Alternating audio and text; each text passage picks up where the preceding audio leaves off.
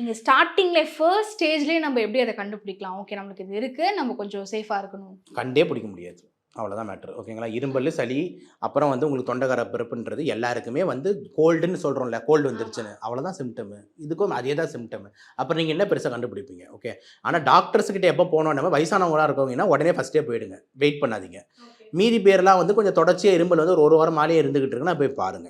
2வது விஷயம் உடனே நம்ம ஹாஸ்பிட்டல் போனோம் அப்படின்றது வந்து என்னென்ன சிம்ப்டம்ஸ்ன்னு கேட்டிங்கன்னா, கண்டிப்பா ஒருத்தவங்களுக்கு மூச்சு வாங்குது, ஆக்ஸிஜன் குறையுது, மயங்கி விழுறாங்க, அப்புறம் ரத்தம் வருது இருமும்போது. இந்த 4 அறிகுறிகள் இருந்தா உடனே ஹாஸ்பிட்டல் போய் அட்மிட் ஆயிடுங்க. ஓகேங்களா?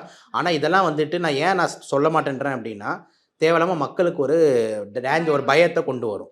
அப்ப எனக்கு மூச்சு வாங்கிடுமா? அவன் சும்மா அவங்க ஒய்ஃப் திட்டியிருப்பாங்க, ஹஸ்பண்ட் திட்டியிருப்பாரு. அதனால கொஞ்சம் மூச்சு வாங்கி உட்காந்துருப்பாங்க. உடனே இந்த மெட்டா நிமோ வைரஸ்னால மூச்சு வாங்குதோ அப்படின்னு யோசிக்கிற லேடீஸ் இங்க இருக்காங்க. அதனால தயவு செஞ்சு ரொம்ப அச்சத்து வேணான்றதுனால தான் இட்ஸ் அ மைல்டு ப்ராப்ளம். ரொட்டீனா பார்க்குற காமன் கோல்ட் மாரி பாருங்க.